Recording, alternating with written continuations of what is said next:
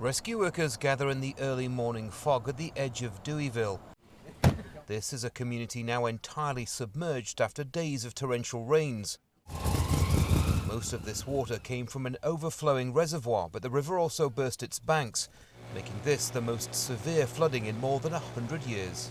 I've lived through droughts here, fires, 2 hurricanes, but this is worse than anything that we've been through. The only way into the community now is by boat, but the extent of the damage and the depth of the waters is all too obvious. Homes, cars and businesses now lay partially submerged in deep brown floodwaters.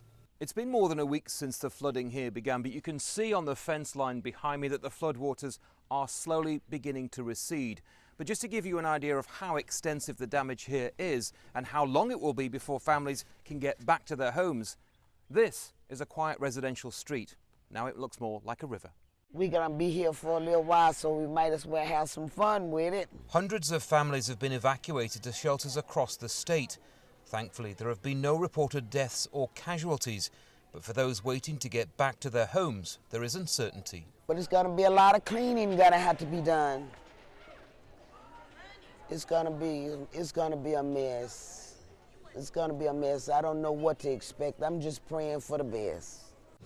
It may be days before these waters fully recede and weeks before the full extent of the damage is known.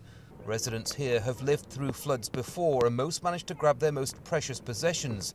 But the cleanup will be a long and arduous process. Andy Gallagher, Al Jazeera, Deweyville, Texas.